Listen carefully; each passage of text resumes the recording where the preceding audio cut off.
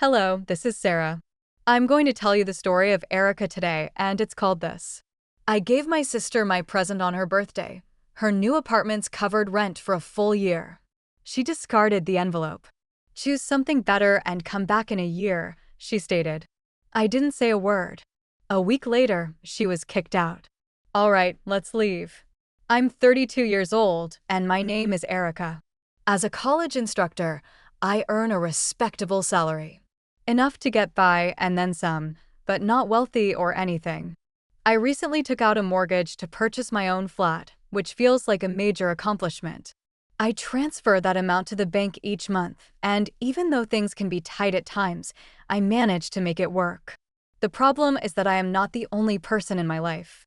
My parents and my 22-year-old younger sister, Maya, are with me. It should be wonderful news for her because she recently graduated from college and found employment. Yes, it is, but the narrative goes deeper than that. You see, the favorite has always been Maya. We've been apart for 10 years, and everything changed for me when she was born. All of a sudden, I was no longer the child. I had to mature quickly and became the second mom and assistants. I was cleaning the house, making dinner, and doing laundry by the time I was 12.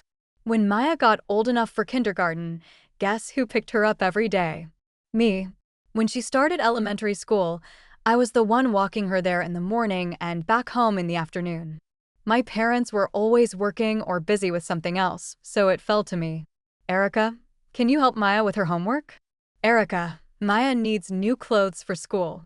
Erica, can you watch your sister tonight? It was always something. Don't get me wrong, I love Maya.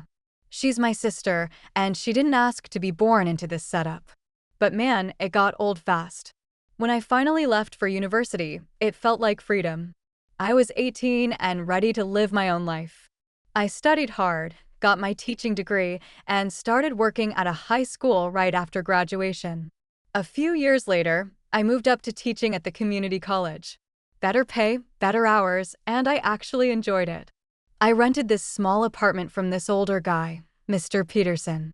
He's been my landlord for years, and he's honestly like a father figure to me, way more supportive than my actual parents ever were. He always made sure the heat worked in winter and never raised my rent too much. When I told him I was buying my own place, he was so proud of me. "You're a good kid, Erica," he said. "You deserve something that's yours." But even after I moved out and started my own life, my parents didn't forget about me. Or more specifically, they didn't forget about my paycheck. For years ago, Maya started college, expensive college, private college, the kind of place that costs more per year than I make in 6 months. And guess what? My parents couldn't afford it on their own. "Erica, we need to talk," my mom said over the phone. Maya got accepted to St. Catherine's University. It's such a wonderful opportunity for her. The tuition is a bit steep, though. We were wondering if you could help us out. Just half of it. We'll cover the rest. Just half of it, like that was nothing, like I didn't have my own bills, my own life, my own dreams. But what was I supposed to say? Let Maya give up her dreams because I wanted to be selfish? So I said yes. I said I'd help pay for half of her college tuition. For 4 years, I sent money to my parents every semester, thousands and thousands of dollars that could have gone toward my own future. While Maya was living it up at college, going to parties and joining clubs, I was tutoring kids every summer to make extra money. I didn't take a single vacation in 4 years. Not one. My friends would invite me on weekend trips, and I'd have to decline. They stopped inviting me after a while. I don't blame them. The worst part was last year when I bought my apartment. I was trying to save for a down payment, pay Maya's tuition, and cover all my regular expenses. There were nights I ate ramen for dinner 3 days in a row because I'd spent my grocery money on her textbooks. Did my parents ever acknowledge what I was doing? Did they ever say thank you or offer to pay me back when they could, or even just recognize the sacrifice I was making? Nope. If anything, they acted like it was expected, like it was my job to take care of Maya because I was the older sister, like I owed them something for being born first. "Maya's doing so well in school," my mom would say when she called. "Her professors love her. She's getting such good grades." Yeah, because she doesn't have to work part-time jobs to pay for her own education, because she can focus on studying instead of figuring out how to make rent. But finally, Maya graduated this past spring. I thought I was free. I thought I could start living for myself again. Maybe take that vacation I'd been dreaming about. Maybe buy some new furniture for my apartment instead of the secondhand stuff I'd been making do with. Then Maya told me she got a job but needed help finding a place to live. And somehow, that became my problem too. I ended up renting her a small apartment from Mr. Peterson. He had another property, a cute one-bedroom place that would be perfect for someone just starting out. The rent wasn't bad, but it was still rent. Maya seemed grateful at first. She'd call me and thank me for helping her out, tell me about her new job, and how excited she was to be independent. But as the months went on, the thank yous became less frequent. The gratitude started feeling more like expectation. And my parents, they were so proud of how well Maya was doing, how successful she was, how independent she'd become. Independent, right? Independent with my money paying her rent. Maya's 23rd birthday was coming up in a few weeks, and I wanted to do something special for her, something meaningful. I'd been thinking about it for months, and I finally came up with the perfect gift. I was going to pay her rent for a whole year in advance, 12 months paid in full. It would give her the security to focus on her career without worrying about making rent every month. And more importantly, it would give me a clear end date. After those 12 months, she'd be completely on her own.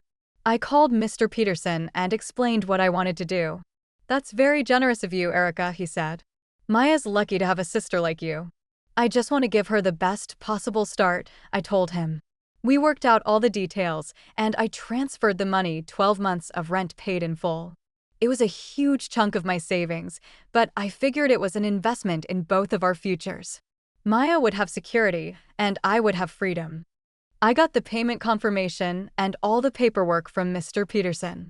I put everything in a beautiful envelope, the kind you'd use for a wedding invitation. This was going to be the best gift Maya had ever received, something practical, meaningful, and generous. Maya decided to have her birthday party at our parents' house because her apartment was too small for all the guests she wanted to invite. Made sense, I guess. Their place had a big dining room and a backyard where people could hang out. I drove over there on Saturday afternoon with my envelope tucked safely in my purse. I was actually excited, which was weird for me. Usually, family gatherings made me anxious, but this time, I had something real to give Maya, something that would actually help her life. When I pulled up to the house, there were already, 15 cars in the driveway and on the street. Maya had invited everyone, cousins, friends from college, neighbors, people I didn't even recognize. The whole place was buzzing with activity. I walked in and immediately got hit with that familiar feeling, the one where you're technically family, but somehow still feel like an outsider looking in. Maya was rushing around the kitchen, wearing this cute dress I'd never seen before, probably bought it with her new job money. She looked happy and stressed at the same time, trying to make sure everything was perfect. "Hey, Maya, happy birthday," I said, giving her a quick hug. "Oh, hey, Erica." "Thanks for coming," she said, but she was already looking past me toward the living room where someone was calling her name. Classic Maya, always distracted when there were more interesting people around. Mom came over and gave me one of those half-hearted hugs where she barely touches you. "Erica, good, you're here. Maya's been asking about your gift. She's expecting something really special from you." "Well, she won't be disappointed," I said, patting my purse. Dad nodded at me from across the room where he was talking to my uncle, but didn't come over. Also classic.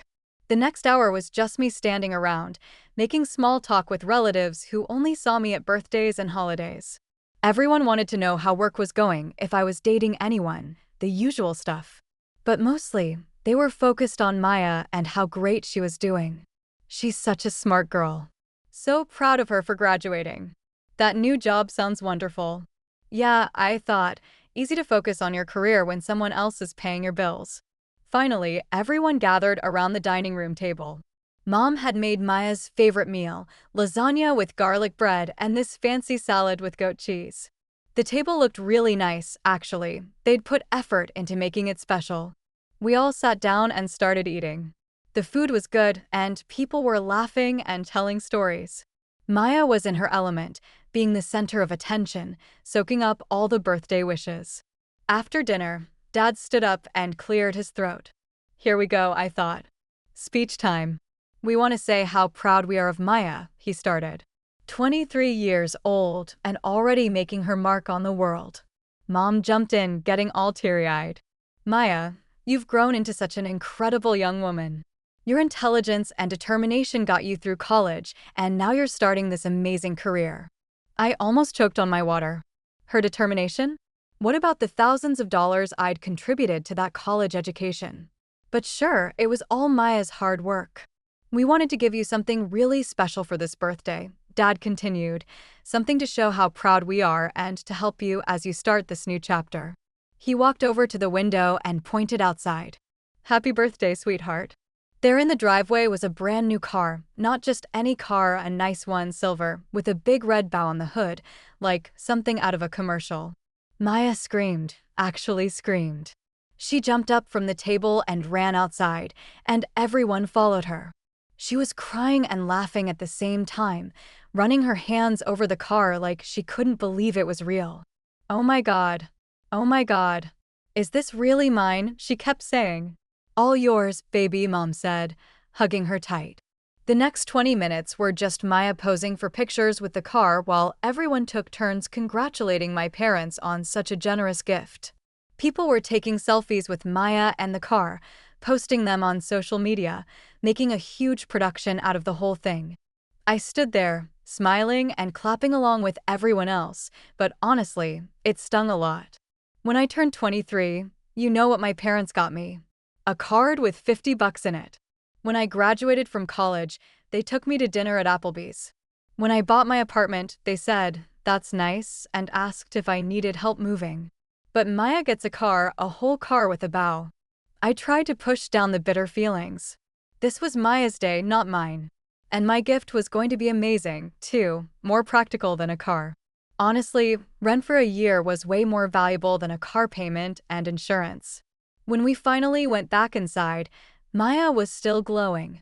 She kept looking out the window at her new car every few minutes, like she was afraid it might disappear. Okay, Mom said, clapping her hands together. Present time. A few cousins went first with typical gifts, clothes, jewelry, gift cards. Maya was polite about everything, but you could tell she was still thinking about the car. Then Mom looked at me. Erica, your turn. This was it, my moment. I stood up and pulled out the envelope.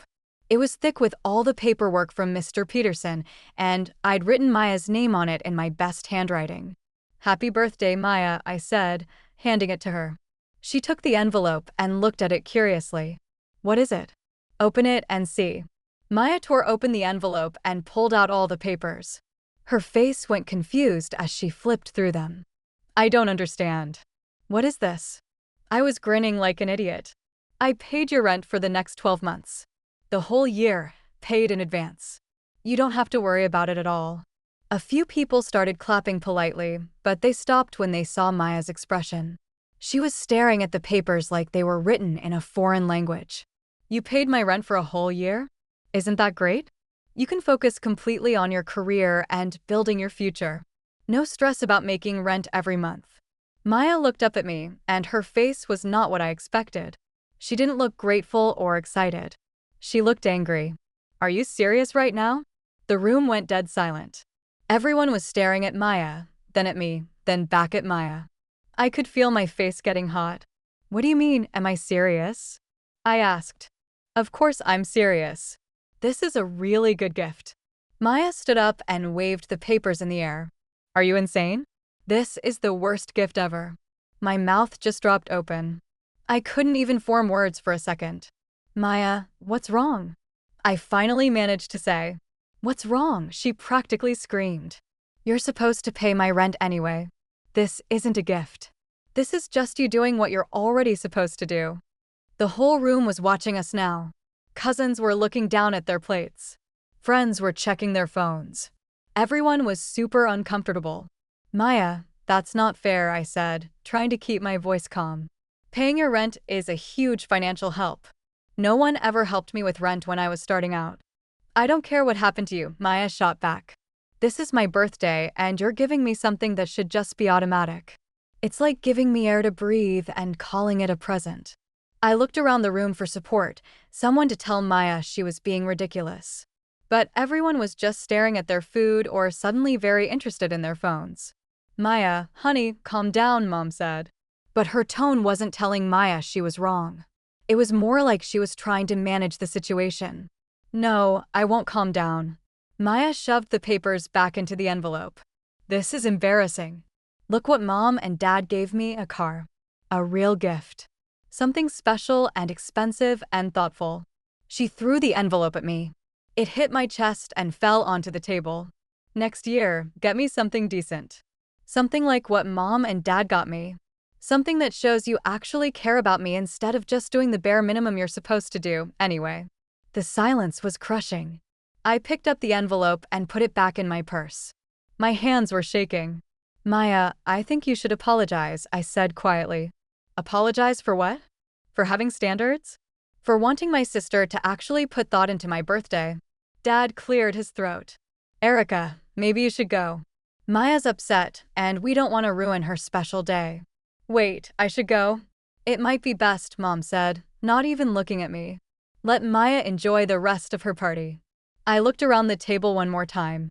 All these people who'd eaten the food, enjoyed the celebration, watched Maya get a car, and now they were all just sitting there while my parents asked me to leave.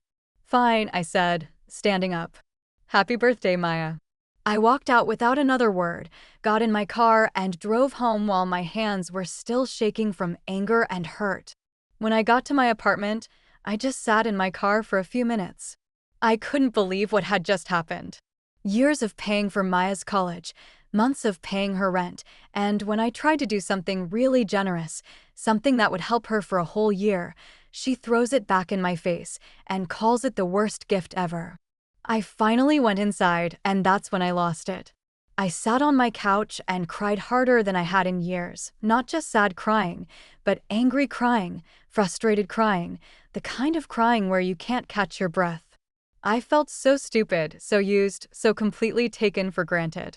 All those years of putting Maya first, putting my family first, and this is what I got for it, insults and demands for better gifts. That's when I realized something. I was done. I'd been thinking about this all wrong.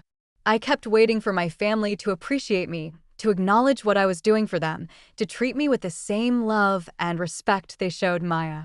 But that was never going to happen. I was never going to be the favorite. I was never going to be the one they bragged about or bought cars for. I was just the ATM, the reliable older sister who could be counted on to pay for things and then be ignored. Well, not anymore. I grabbed my phone and found Mr. Peterson's number. My hands weren't shaking anymore. I felt calm and clear for the first time in months. Mr. Peterson, it's Erica. I need to cancel Maya's lease. There was a pause. Oh, is everything all right? I have a really important reason for doing this. I know it's sudden, and I'm sorry for any inconvenience. Erica, you've been like a daughter to me all these years. If you need to cancel, there must be a good reason. I'm out of town right now, but I'll be back next week. How about we meet then and work everything out? I won't even charge you a cancellation fee. I've got other people interested in that place anyway. And honestly, after all these years, you've been such a good tenant. I'm happy to help you out. I almost started crying again, but this time from relief. Thank you so much, Mr. Peterson. You're the best. We'll take care of everything next week. Don't worry about it. After I hung up, I turned off my phone and just sat in the quiet of my apartment. For the first time in 4 years, I felt like I could breathe. A whole week passed after that disaster of a birthday party. A whole week and not one phone call, not from Maya, not from Mom, not from Dad. Radio silence. Part of me kept expecting my phone to ring. Maybe Maya would call to apologize for throwing my gift back at me. Maybe Mom would call to check on me, ask how I was doing after they basically kicked me out of the party. But nothing. It was like I didn't exist unless they needed money from me. On Friday, Mr. Peterson called to say he was back in town. We arranged to meet at a coffee shop near his office to handle the paperwork and get my money back. I brought him a bottle of expensive cognac as a thank you. I knew he loved good cognac, and after everything he'd done for me over the years, it felt like the least I could do. "You didn't have to do this," he said when I handed him the bottle. "You've been more supportive of me than my own family," I told him. "I wanted you to know how much I appreciate it." We sat down, and he pulled out all the lease paperwork. "I'll handle telling Maya she needs to move out. You don't have to deal with that." "Thank you," I said. "I just can't keep doing this anymore."